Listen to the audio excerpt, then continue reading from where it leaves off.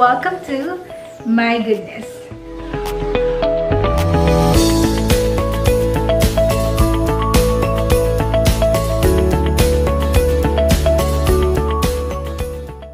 Alright, so today guys, gagawa naman tayo ng panghanda sa Pasko at sa New Year. Ito yung tinatawag kong white salad. Gustong-gusto ko itong ginagawa every time na may occasion kasi ang sarap niya, tapos madali lang i-prepare. Tinawag natin siyang white salad dahil lahat ng ingredients niya dapat puti. Okay? Alright, simulan na natin. So, lulutuin muna natin yung ating gulaman.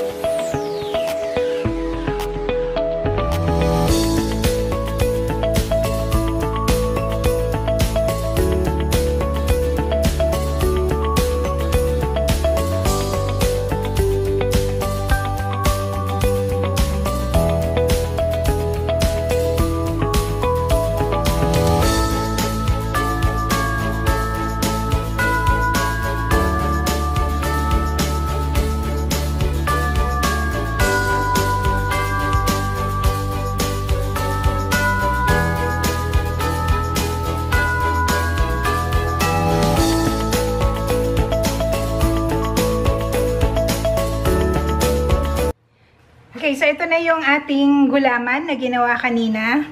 Mabilis lang to guys na tumigas. Yan.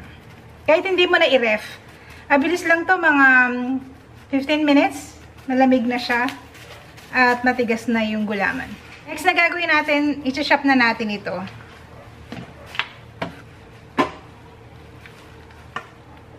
Okay, so meron lang akong lagayan.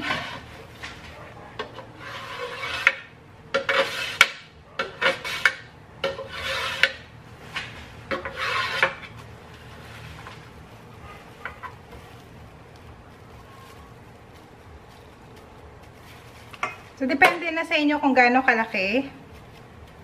Pero yung tamang bite size lang. Kailangan magkakapareho sila ng laki nung ating mga chinap kaninang gulaman.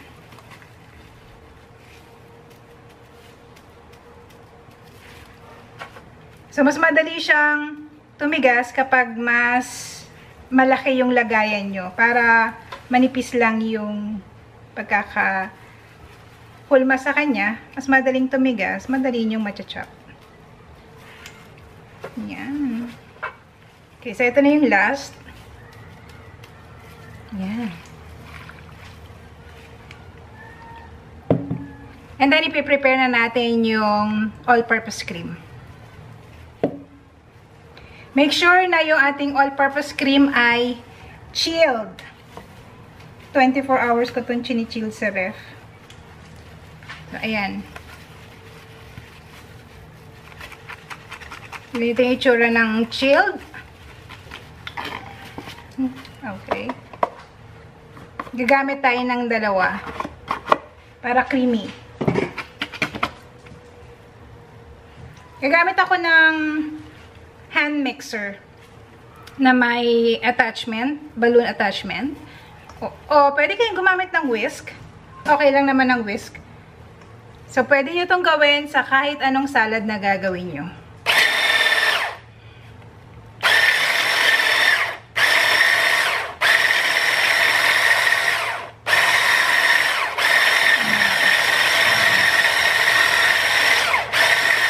Ilalagyan lang natin ng air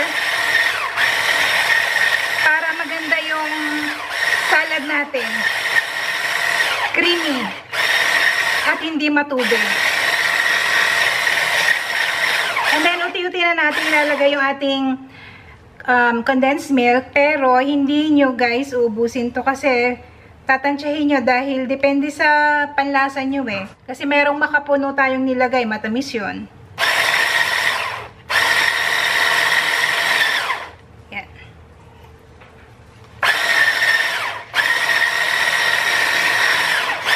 Ang condensed milk guys, pwede kayong magdagdag later on. Pero siguraduhin yung dalawa yung inyong all-purpose para mas creamy.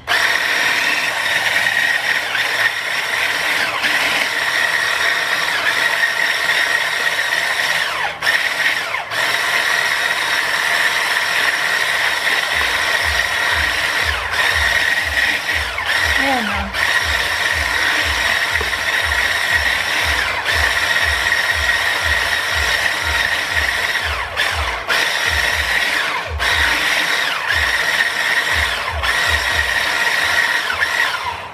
Okay, I think that's enough. Pwede na yan.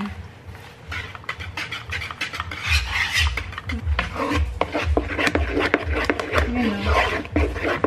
And then, tikman nyo kung okay na. Pwede na sa akin. Pag medyo matabang later on, saka ko lang dadagdagan ng condensed milk. Okay, pwede na natin ilagay yung ibang ingredients. Pwede rin kayo maglagay ng kaong, guys. Naka-strain to ng matagal para siguradong matatanggal yung water. Lagay natin yung gulaman. Ang bango. Dahan-dahanin nyo na yung paghalo para hindi madurog yung inyong gulaman. Yung sarap.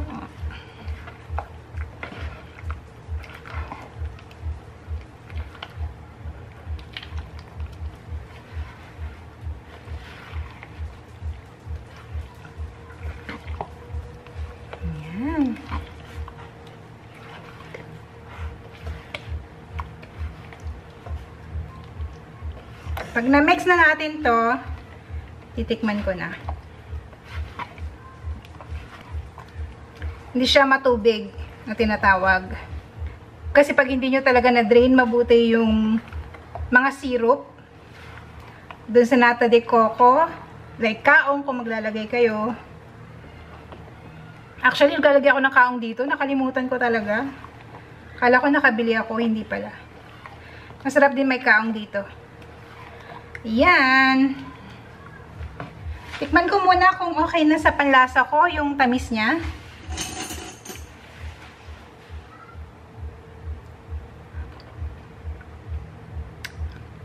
Wow! Oh my gosh, ang sarap. Pwede nyo pang dagdagan ng makapuno. Hindi ako gumamit ng buko, guys, kasi madali siyang mapanis. Kaya prefer ko yung makapuno. Mas okay. Pero depende sa inyo kung gusto nyo maglagay. Okay lang din naman. Pero kasi buko salad na siya. So mas maganda kung walang buko or makapuno ang gamitin nyo. Kung wala kayong makapunong mabili, di huwag nyo na lang lagyan. Pwede naman na yung mga ingredients na binanggit ko. Sarap ng makapuno.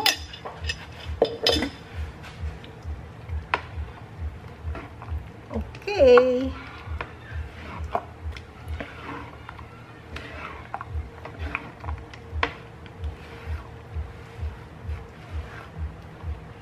Chill nyo lang ito and ready to serve na siya. Guys, yung timpla ko hindi masyadong matamis kasi ayoko ng masyadong matamis na salad kasi nakakaumay. Yung sakto lang.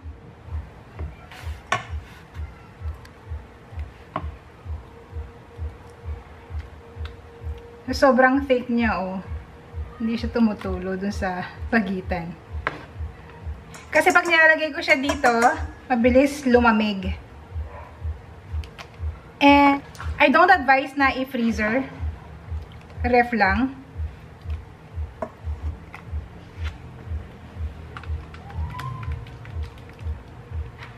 Yung malaking condensed milk, guys, pwede nyo gamitin kalahati o hanggang 3/4. Depende kasi kung gaano kadami yung gagamitin nyo. So, nasa sa panlasa nyo na yun. Pero, huwag nyo bibiglain na ubusin yung isang can kasi ang hirap i-adjust pagka matamis.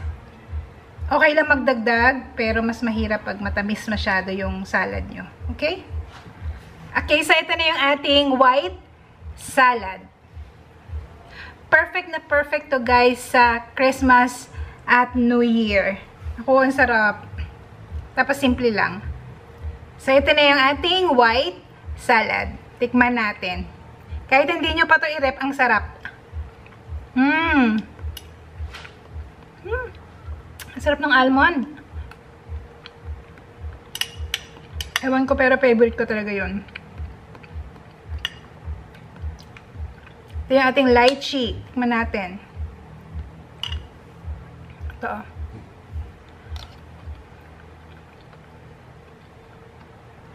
Guys, huwag nyo kalimutan yung kaong. Masarap yun.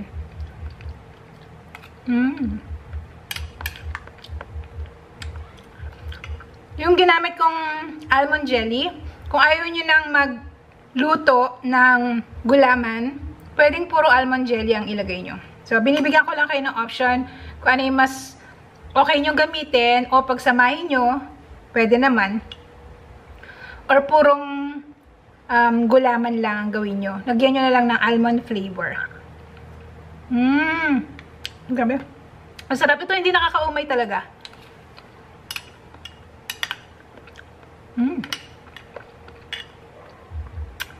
Nata de coco is the best.